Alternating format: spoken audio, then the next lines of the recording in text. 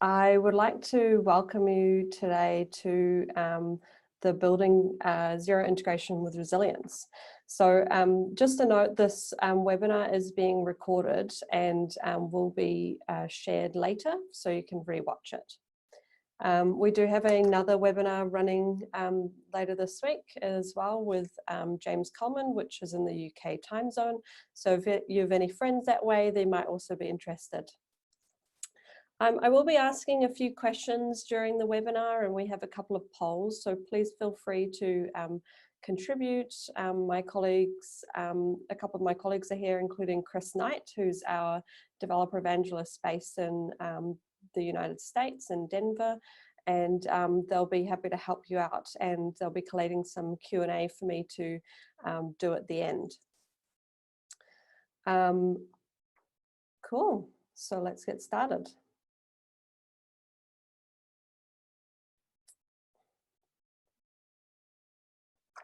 So a few of you might be familiar with Twitter's fail whale. This used to pop up quite often back in the days for those of you who are early Twitter users. And Twitter users unfortunately saw this so much it became a bit of a joke, unfortunately. I think this, though, is a good example of how a company tried to provide a visual image or a message to users so that they could see that Twitter was trying to do something. They were trying to be resilient. And part of what we do as software developers is trying to make sure that our customers have a smooth user experience. Unfortunately for Twitter, this became a bit of a joke that was too well known, and one too many unfortunate tattoos might have happened. So I'm Grace, I'm part of the developer evangelist team at Xero, and we're spread across the globe, and we work with apps that are building integrations with Xero. Some might call us the human face of the Xero API. And we're here to help if you are building an integration and once you've completed certification. The team has actually certified over 800 different apps for the Xero app marketplace. And a unique part of what we actually do is we review and test all integrations against a set of standards that we create. And as a result of that, we've accumulated a fair bit of knowledge around what builds and what makes solid software integrations. So today we're going to talk a bit about resilience. We're going to define resilience. We're going to talk about how you can build it and how you can prevent and deal with failures. And if you have any questions along the way, as I mentioned, please feel free to pop them in the chat or the Q&A, and we'll try our best to answer them for you. So whilst I'm going to talk about resilience in particular in regards to Xero's API, I think you could also apply a lot of these lessons to any other API integrations that you've built. So that's worth keeping in mind. So what is resilience? The dictionary says that it's the capacity to recover quickly from difficulties, or in other words, toughness. I think as software developers, we don't spend much time thinking about resilience in terms of API integrations. We quite often think about things in regards to infrastructure resilience, like high availability or server redundancy, load balancing, and in multi-tiered architecture, we're thinking about microservices and decoupling components, that type of thing. But an API integration is not just about infrastructure or architecture. It's in fact understanding all of the external systems constraints as well. It's about understanding the efficiency in the app workflows and how we can communicate better with external systems to create better experiences. We want to make sure that there's robustness in what we're building so that our systems don't break. But we also want to make sure that we're implementing things like error handling to ensure that that whole part of the journey is also handled too. A really key theme about resilience, especially in regards to API integration, is about caring for your user, having them at the forefront of your mind while you're thinking about the different workflows they're going to go through between your system and the system that you're building to. So how can we define that as engineers? Well, we think it's the ability of an app to recover from certain types of failure and remain functional from the customer perspective.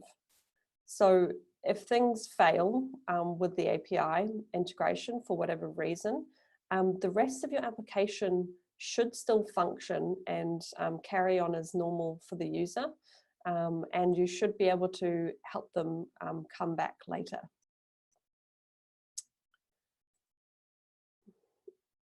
It would be nice if everything was infinite, if all systems were infinite. But unfortunately, all systems have limits. If we look at the Xero API, we have two different limits that you have to think about. These limits are per Xero organization, not per app. So that's an important thing to remember. You can have around 60 calls in a rolling 60-second window, and you can also have 5,000 calls in a rolling 24-hour window. So there's a bit of flexibility there, and you'll have to pay attention to that if you are expecting to do a large number of calls to the API for a Xero org. The reason that it's important to think about the organization is because it really affects the way that you architect the calls that you're making. And if you think about Twitter, Facebook, Box, all of those APIs, they also have different limits, and you have to pay attention to the context that those limits are in. So, Xero's API, we deliver it at scale. It's Xero's growing as a product, and so the API demand is also growing. We recently hit over 2 million subscribers, which is quite exciting for us. And part of those users being in our system means that we're also servicing a lot of API integrations. We have over 40 different API endpoints and growing. We have over 750 million API calls per month, which is no small feat. So if you consider the number of integrations that we have in the context of these numbers of subscribers, it is important for us to make sure that those limits are not going to overload our system. So that's why they're in place. So let's think about a small or medium-sized business, which is our typical customer at Xero. Quite often, if any issues occur through integration via limiting, it's because there's a bit of a workflow design issue. So you might want to take the time to talk to the SMB that you're working with, or even an accountant, or even the accountant for that SMB, to understand what their workflows are, so you can empathize with them whilst you're building that integration. For example, take this cafe owner. Do they expect for every single customer receipt to be synced into Xero? Possibly not. They might actually prefer for there to be a daily consolidation of their point of sale transactions to Xero. So you just have to think about what the expectations are around what you're building and how that can work with the Xero API. Xero as a product does have some soft limits that you would probably keep in mind if you're building integrations related to the area. So one thing that is kind of important to note is, you know, we do target SMB audiences or customers specifically. And so if you're thinking that you're going to go above 1,000 sales invoices per month, you might, per customer, you may want to wish to think about like how you can consolidate those, or perhaps you're syncing contacts and, you know, realistically, we say you shouldn't have more than 10,000 contacts, which seems a lot when you say it out loud, but there are a few of them out there.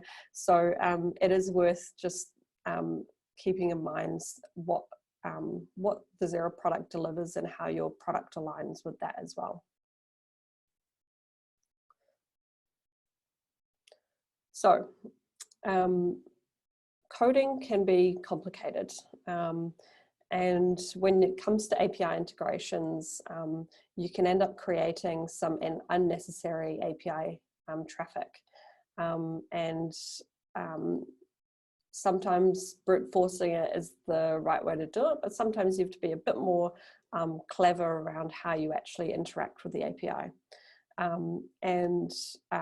Optimizing can be a tricky thing to prioritize, but we hope that we'll be able to give you some tips and tricks on how you might be able to build an efficient integration with us. So we're going to talk a bit about batching, paging, webhooks, filters, if modified since. So if you have any questions along the way, just feel free to pop them in the Q&A or in the chat window. So batching with Xero is the ability to create objects in one single API, multiple objects in one single API call. So let's say we want to, on initial connection, sync all of the customer records from your product into Xero. If you did that one by one, you'd probably end up creating, let's say, 5,000 calls to Xero because you have 5,000 invoices you want to sync. A better way to do this would be to actually put them into an invoice array and then post them in a smaller number of API calls. So it's a great way to be a bit more efficient with the within the limits that we have. And you just need to keep in mind that we have a 5 megabyte payload restriction for those batch calls. So let's work through an example. So you can see here that if you make the original 5,000 API calls, you would have to make 5,000 calls, like I said. If you're able to abstract that down, in this case for invoices, you're able to do a lot fewer number of calls. The other thing that can help if you're retrieving things from the API is kind of similar to batching, but the reverse, and that is paging. So paging can be really helpful because you're able to get things in summary. So let's look at the invoices part of the API. If you do paging on, if you do paging on or if you get all of the invoices from the API, what Xero will do is we actually won't return all of the line items. So what you might be tempted to do is actually to call every single invoice one by one, which isn't really ideal because of the large number of calls you have to make, and the time delay for that could be quite significant depending on the number of calls you're looking, or number of invoices you're looking to sync.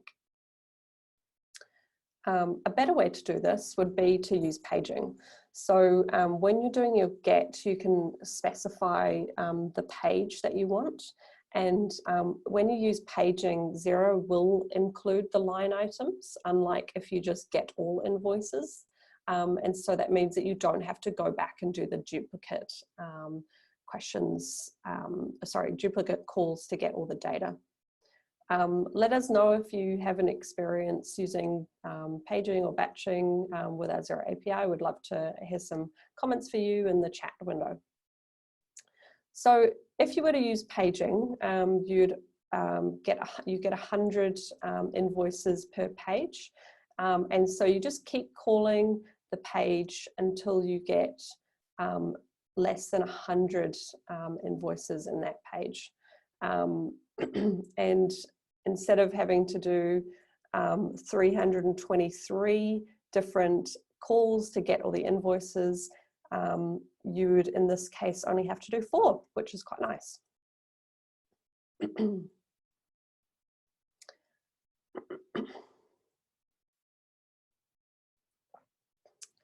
So another little thing that you can make use of in our API is filters.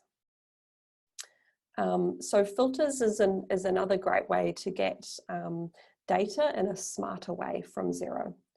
So we'll take an example.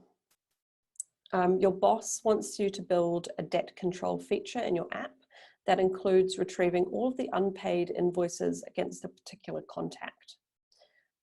So the natural flow for this might be to get all of the get all of the invoices, loop over them to see who the contact is and what the status of the invoice is. So you can see which invoices are outstanding for that customer. That means that you're going to have to read you could potentially have to read quite a bit of data and process a fair amount of stuff within your actual app. So what can we do? We can actually use the call that you're doing to filter out some of the detail that is returned to you. So you can see here, there in the GET request, the contact ID has been specified as well as the status. And so the invoices that are returned to you will only meet that criteria. So you won't have to do any of that heavy processing within your app. It can be a pretty powerful way to get all the data that you need from Xero in a pretty efficient manner. And don't forget to use paging, of course. What about if modified since? So this is also quite a handy little thing, especially if you are trying to sync things between your system and Xero or vice versa. So you're trying to monitor invoices, let's say. So one way you might do this is to get all the invoices, and then you'd have to compare all those invoices against the previous invoices you already had, and you're processing them, and you have to store all the data, and then every so often you have to you have to go back again, and you have to check to see if the invoices have changed or not. Pretty resource intensive, right? But a better way to do this would be to use if modified since. So by adding this in your HTTP header, the Xero API will only return the objects modified by Xero, or in Xero rather, after that specific time. So you don't have to do any of that kind of heavy processing work to compare all of the invoices you now have against the ones you had before.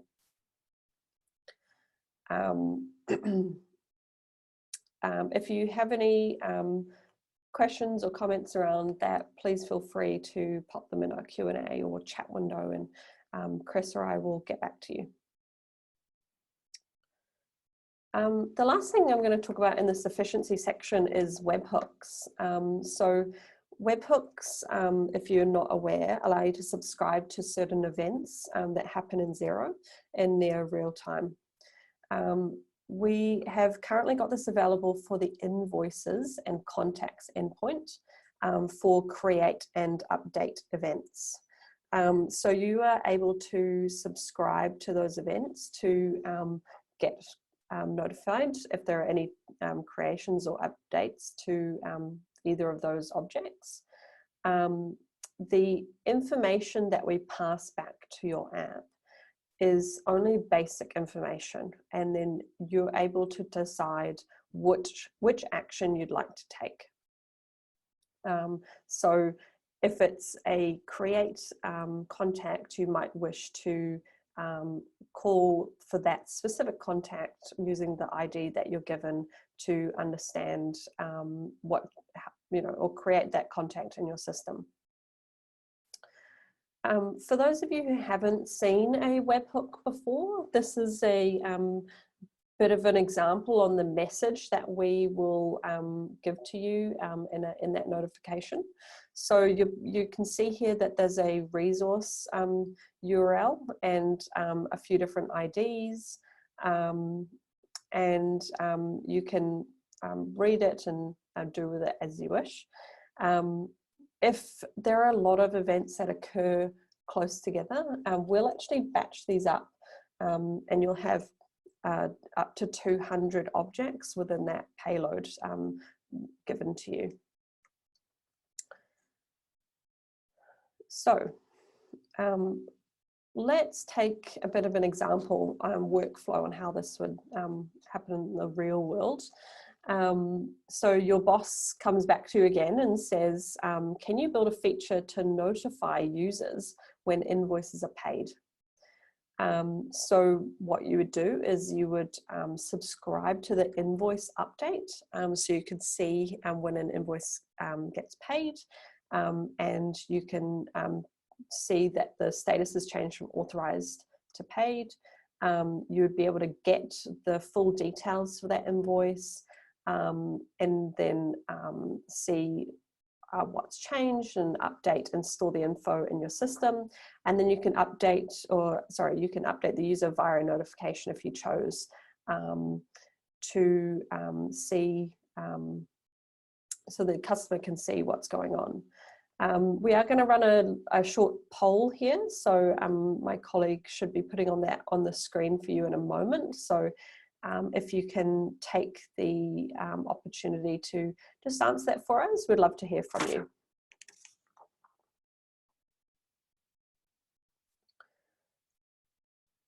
All right, so what happens if things go wrong? Things always go wrong. We can plan, but failures are inevitable. So what kind of things do we think you should do, and how can you recover it, is what we're going to talk about.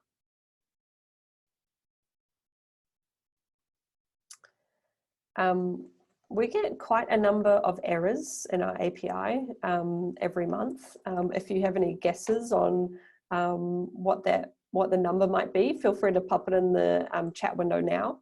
But the most common ones that we do see are 400 or 500 errors. So we actually get around 170 million 400 and 500 errors every month, which is not a small number. And if you think about all the individual user experiences that are users that are having errors, it kind of adds up to potentially quite negative experiences. So what we're going to do is we're going to talk about some of the most common validation errors that we see through the API.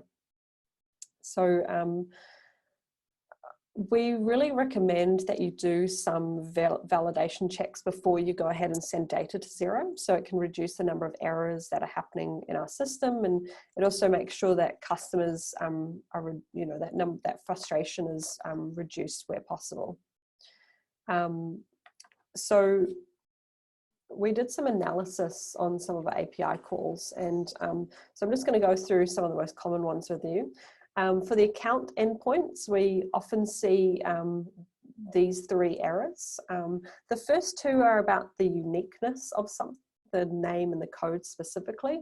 And so that's about just making sure that you're not duplicating things that already exist. The last one is more around tax types. So again, that depends on what type of integration you're building. We also see errors on the Contacts API. One of the most common is 100% the first one. And the name or the contact number or whatever it is not being unique. And so it's really important to make sure that if you're syncing contacts, you have a way to resolve that issue in your integration. Other errors we also see are in the invoicing endpoints. Quite a lot of the time this is to do with people trying to edit an invoice that is an invalid, that is in a status or a situation that it can't be edited. So for example, if there's a payment or a credit note allocated to it, that can't be edited. So if you're looking for details around that particular error, we do have some information on that in our API documentation. Other thing is usually there can be errors around contacts, so just making sure that you're doing all of that data in the right way, or help getting the user to resolve issues where possible. And lastly, in payments, we also see quite a number of errors, like account could not be found, or the payment amount exceeds the amount outstanding, or the invoice cannot be found. So just making sure you're checking those errors. So what about errors? Errors can be pretty complicated, and we're just going to walk through a bit of an example around an invoice that can't be synced to Xero, to think about what is the right way we should be handling errors. This is a relatively good error notification. It's at least telling the customer that there's an issue and the specific invoice can't be synced with Xero. But it doesn't really inform the user about anything, or why, or how they can resolve it. A better error might be to actually give them the specific message back from Xero, so you can see which issue they're trying to address. But you know, power users perhaps, or people who are really onto it, might understand how to resolve that. But you know, we shouldn't assume that everyone understands the errors coming back from the API unless they're you know, really involved with how that business is operating between your product and Xero. And so this is an example of what a best error might be, which is actually adding on to that and providing them a couple of actions that they can take. So it might be deep linking to the area where they need to fix something in Xero. It might be you trying to auto fix it. It might be giving the customer the ability to dismiss the error, or even try again. Some errors do go away after a second try. So that's just prompting the user to try and resolve the issue themselves. Another thing that can be quite nice is having audit logs. So this is a really good practice so you can see exactly, or the user can see exactly what's syncing from your system into Xero, and understand what's gone wrong and how they can resolve any errors that have occurred. So in this case, they're syncing some form of order or invoice, and so I can see that the second order has had an issue, and I have some ways to resolve that. It's also nice to include the icon of the system that you're syncing to, and simple things in an icon such as a tick or a cross to be super visual and easy to understand. Something else to keep in mind around user experience is notifications. We'll get plenty of these in our inboxes and our phones, and so if you're doing background syncs and updating, that kind of thing, you should be mindful of how you're surfacing those messages up to your customers, and make sure that they're having a good user experience.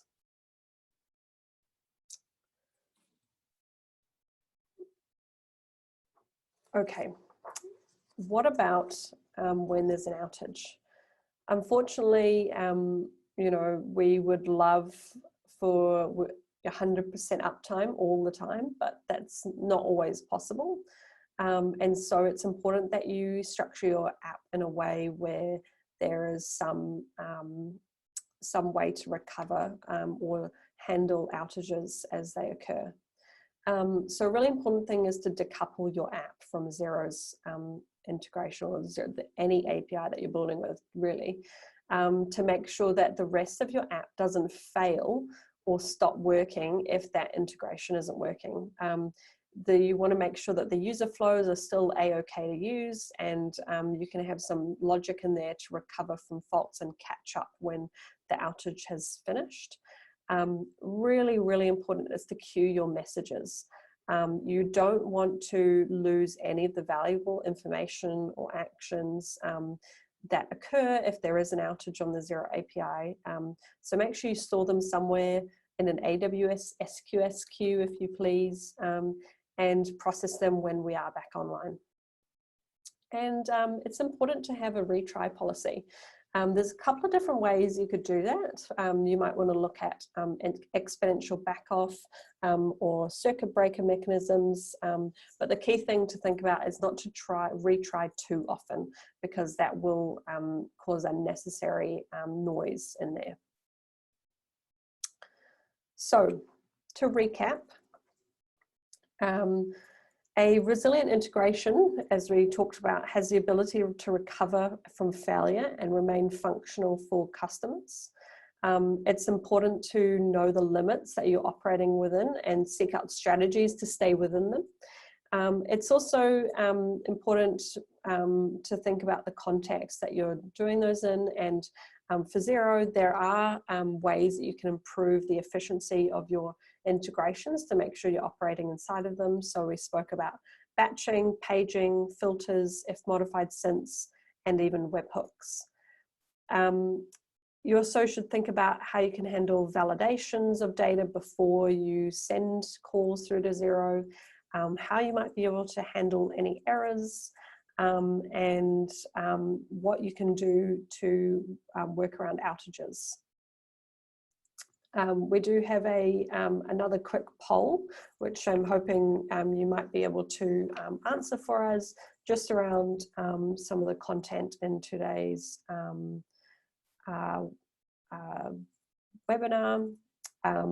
I will do some Q&A in a moment, but before we hop into that, just want to say, if you have any questions at all that we don't cover after this, feel free to hit us up at api@xero.com or look at our developer forums.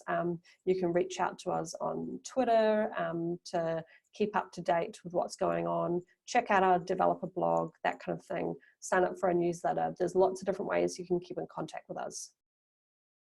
So I am just going to hop in and do some Q&A quickly. So I'm just going to check the document that we have. So let's see.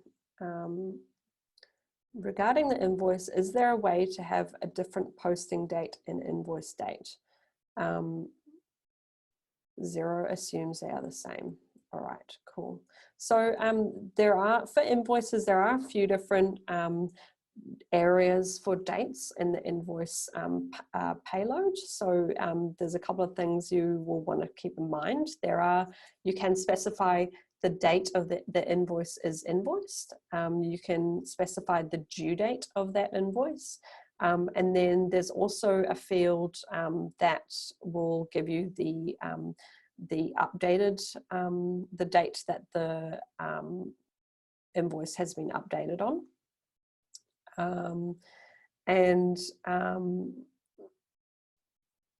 Yeah, if you have any issues around that, there is a lot of content there around, on our developer forums around this, so feel free to have a look there.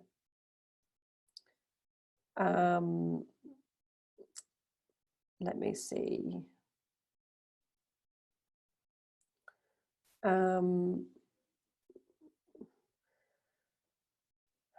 Who can I contact with some questions about the API hard and soft limits? What other entities is at or over some of the ones discussed? So I think the best thing, if you are running into errors around limits through the API and you haven't been able to resolve them, the best thing to do is to email us at api@xero.com, and we will be able to tell you, or either our tech support team will be able to help you out with giving you some tips and tricks on how you might be able to resolve them, or if you also specify your region, they can surface you up to the right developer evangelist. So if you're in New Zealand, it might be myself, or if you're in the United States, you're more likely to go to Chris, who's been helping me out today. Let me see. Any differences with using the WorkflowMax API for invoicing and purchase orders than Xero's? So there are a few differences around how you actually functionally work with the WorkflowMax API and Xero. Xero does do some syncing between WorkflowMax and itself, but not too much.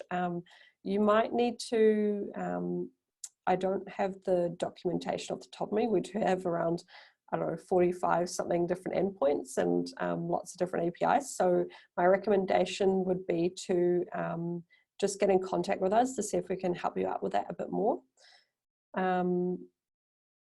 So next question, what is on the current 12-month roadmap for the API? This is a really good question, actually. So we have a publicly available roadmap, so you can see all of the changes coming down the line in the short, medium, and long term. So if you want to search for that, you can look up Xero Developer Roadmap in Google, and it should come up. It's just a Trello board that you can find. You specifically asked around, oh, there you go. Thank you, Chris, for posting that in the chat for us. So you can find that there. You specifically asked about implementing webhooks for other resources in our API. So you could email api@xero.com or comment in our user voice if you have any specific endpoints that you'd like us to see webhooks delivered for. Our team is interested in expanding that offering, and so we would warmly welcome your feedback there.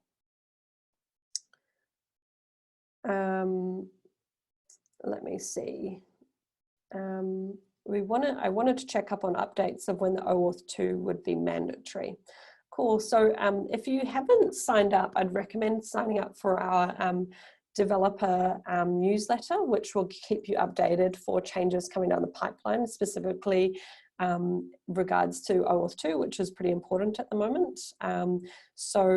With OAuth 2, we announced in December that we wouldn't be allowing apps to create OAuth 1.0a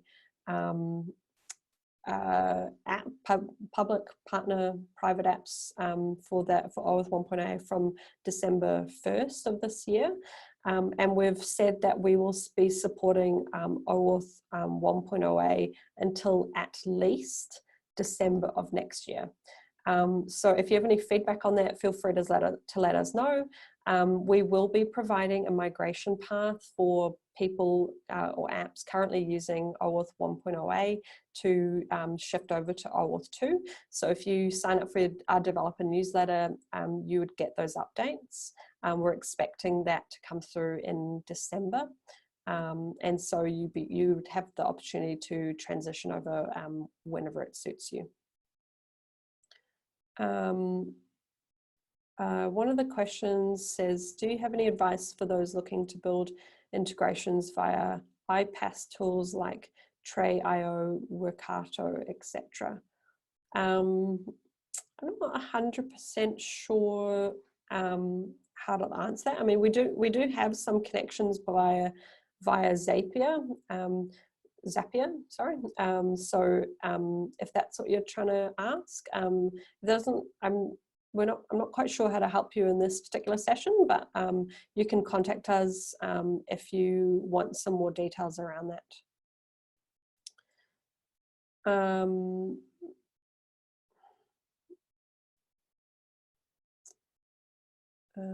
What else do we have?